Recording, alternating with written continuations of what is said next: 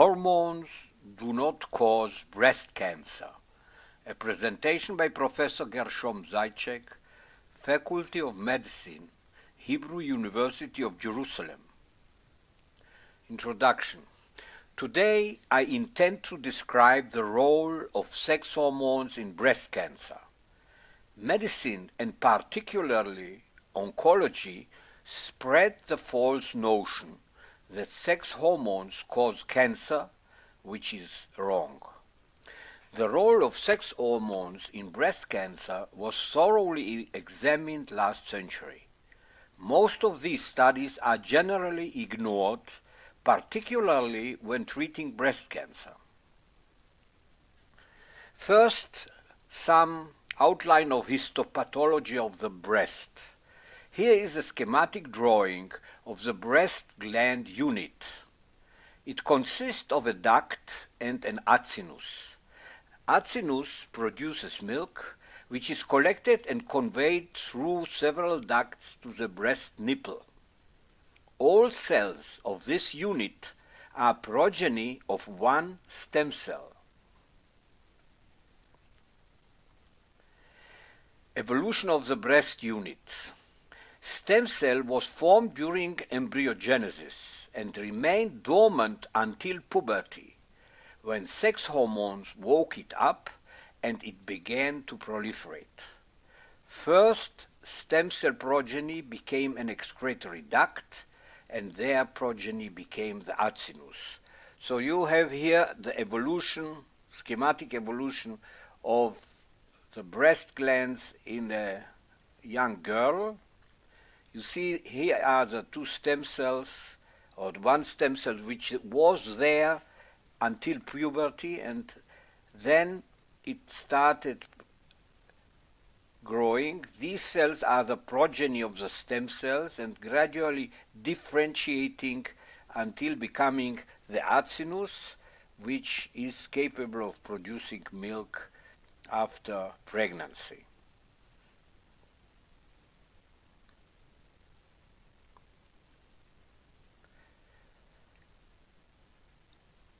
Cancer starts when a stem cell is transformed into a neoplastic cell.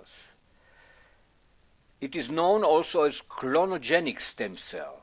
Its progeny are tumor cells. So here you have a healthy acinus, and one of its stem cells is transformed, becomes neoplastic, start proliferating. You have here and producing progeny. But what happens is that not all these progeny mature like in the normal breast gland, and it is called maturation arrest. And since this maturation arrest is deeper and deeper, the cells are less developed.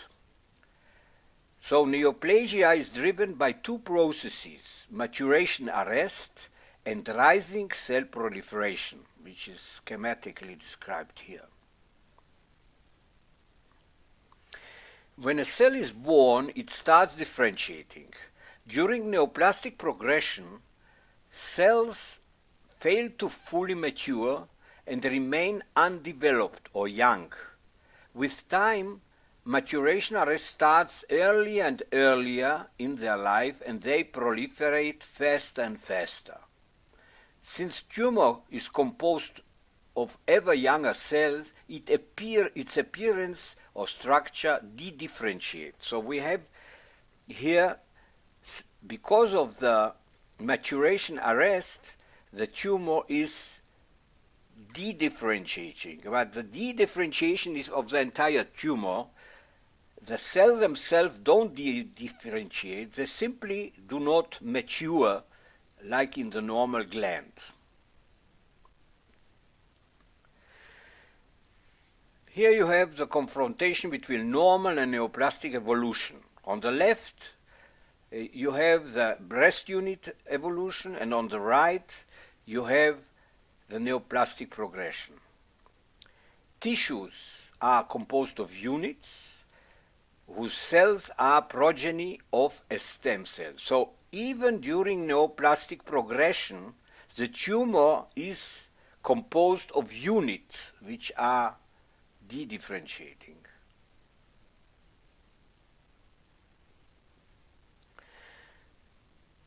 Tissue units are phenotypes of their stem cell genotype.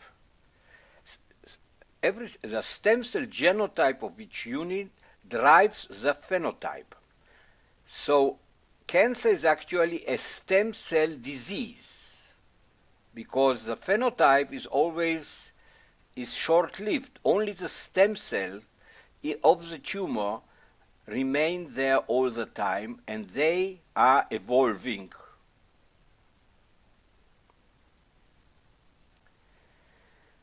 Stem cell of the organism consist of a genotype network from which tissues phenotypes differentiate and emerge. So all tissues of the body have units, and every unit is nourished by one stem cell. So we may distinguish between two kinds of differentiation of these stem cells. One is global differentiation of stem cell genotype network, which originate in the zygote. So zygote is a primordial stem cell. From this, all other stem cells emerge. Then we have distinguished this global differentiation from local differentiation, which is the stem cell of the unit, and it's a differentiation of the cell in one unit. More on this topic in my presentation, Streaming Tissues. There is a mapping between stem cell genotypes and their respective tissue unit phenotypes. And we can say that the number of tissue unit types in the body is equal to the number of their stem cells types, because each type has its own special stem cell. And then we can say that the number of cancer type is equal to the number of stem cell type. Each stem cell knows to be either normal or abnormal, but the number of type of these stem cells is exactly the same as number of tissue types. More on this topic in my presentation, Streaming Tissues. Two-stage carcinogenesis. So imagine the following experiment. Treat acinus once a week with a carcinogen. So you take a normal acinus and for 4 weeks you treat it with a carcinogen. It starts being a neoplasm, but the whole thing is reversible, because if you stop treating it with a carcinogen, the unit regains its normalcy. It appears totally normal. So if you stop treatment after 4 weeks, everything regenerates. But if you resume treatment after 2 months, the whole thing goes, carcinogenesis starts. And this time it's irreversible, which means you give carcinogen for once or twice and you can stop it, and nevertheless the tumor will develop. So we have, in every tumor evolution, we have two states, reversible and irreversible.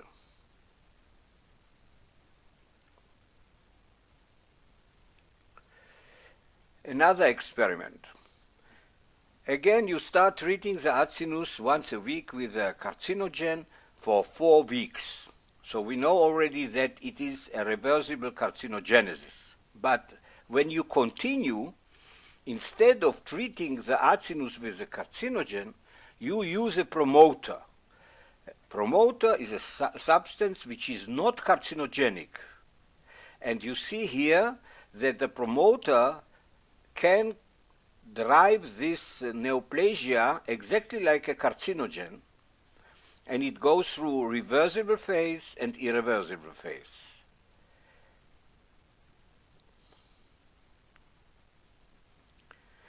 Promoter is not a carcinogen since it does not initiate neoplasia. It doesn't transform a normal stem cell to a neoplastic stem cell.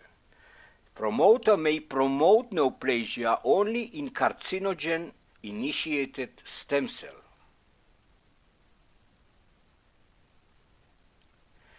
So, clinically, when we look at this experiment, it appears as if the acinus recovered. So clinically, after short carcinogen treatment, acinus recovered, and it appeared as if carcinogenicity was reversible, clinically. But biologically, it's not so, because the stem cell genome was changed irreversibly. Stem cell remained dormant for years and activated by a promoter. So here, you see, what we clinically think it's a cure, it's not a cure because the stem cell carries the damage inflicted on it during this so-called reversible phase. Now, you can wait years and treat the same acinus with promoter, and it will continue its neoplastic progression. So the stem cell remembers that once it was treated.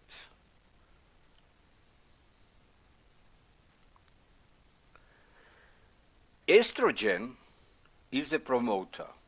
It does not transform stem cells since they do not have estrogen receptor.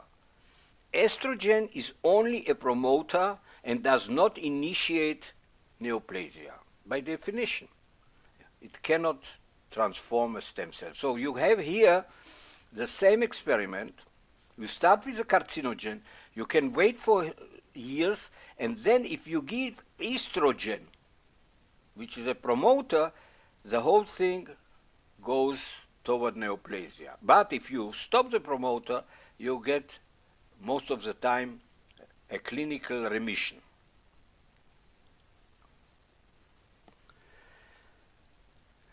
Hormone replacement therapy for menopause. Following hormone replacement therapy for menopause, some women get breast cancer. Since hormones are promoters, they did not initiate cancer. These women carried dormant, transformed, initiated stem cells which woke up with hormone replacement therapy. So, by itself, hormone replacement therapy does not cause cancer. It activates or promotes cells which were transformed several years before. Breast cancer treatment. Here you have a scheme, what the pathologist sees, and our explanation, schematic explanation. So here you have you have a estrogen receptor plus, and here you have estrogen receptor minus, here you have a triple negative, and here you have an anaplastic. This is what the pathologist sees, or histological section. As breast neoplasia progresses, it de-differentiates. First, it loses its hormone receptors and gradually becomes anaplastic. These are phenotypic changes of the neoplastic genotype. So remember again, what we see in histopathology is actually, we see the phenotype, but we can deduce what happened to the stem cell genotype.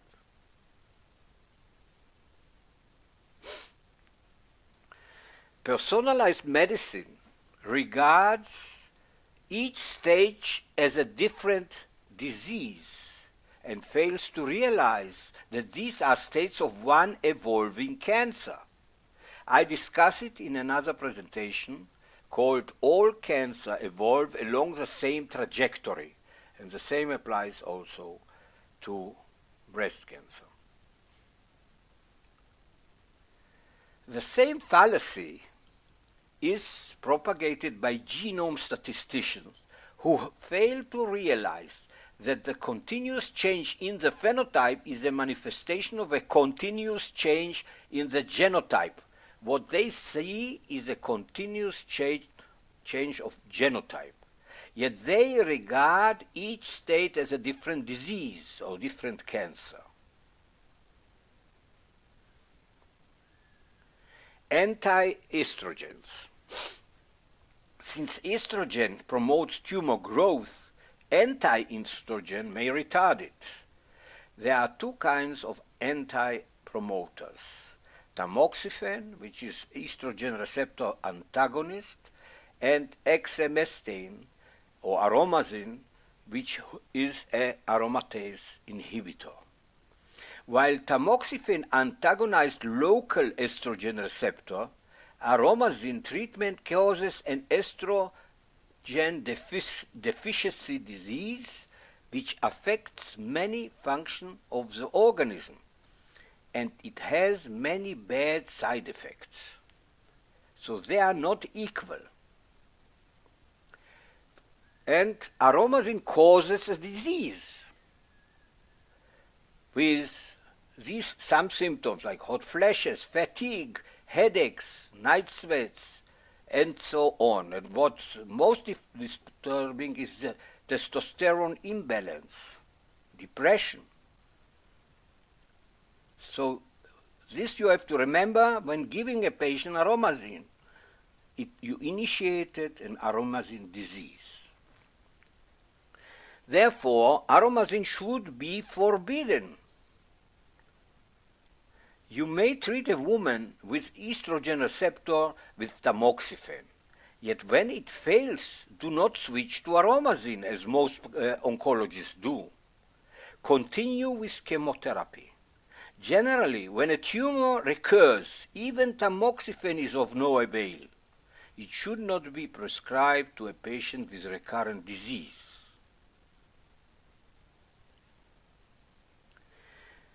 The story of prostate cancer is similar to what we described for the breast.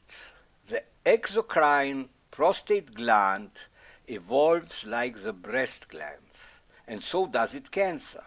So you can take the same skin, and this described what happened in the prostate, because prostate gland is the same exocrine gland like breast.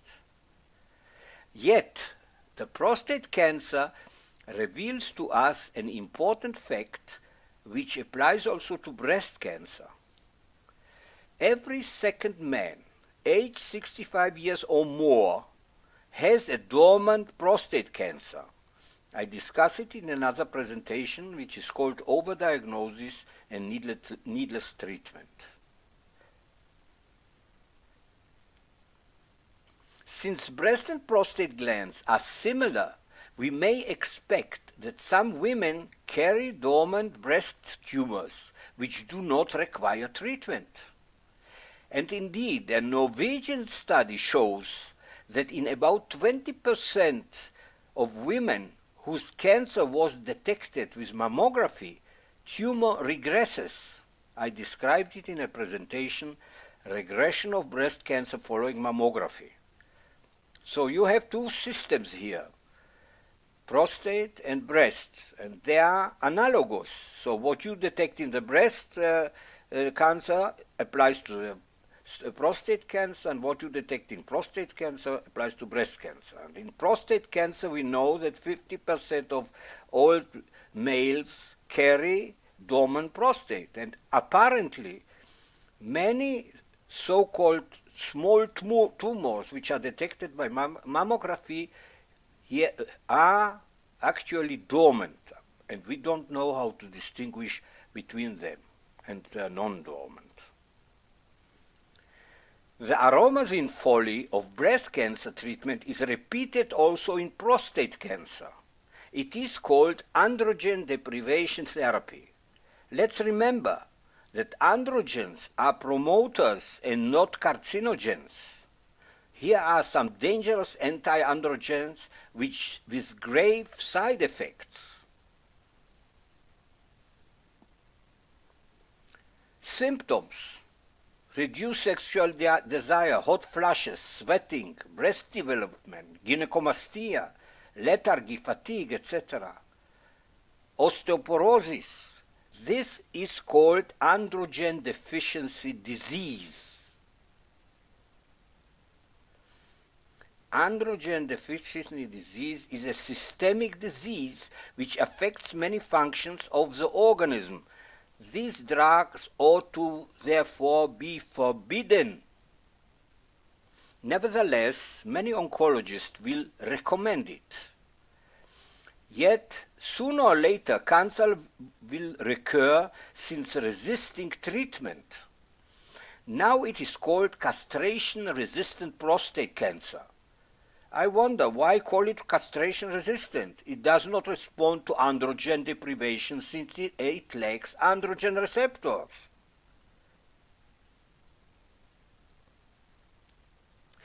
Overdiagnosis and needless treatment. According to some estimates, 9 out of 10 males in the US who were treated for prostate cancer did not have cancer at all. Here is a typical case. A 65 years old male got a mild prostatitis. His urologist found that his PSA, or prostate-specific antigen, was elevated. Since this marker may be elevated also in non-cancer ailment, urologist biopsied his prostate. This man has a 50% probability to carry a dormant prostate cancer, and indeed, the biopsy revealed a neoplasm. Since we lack a biomarker of dormancy, this healthy man will be treated. This illustrates the modern face of medicine. That's all for today.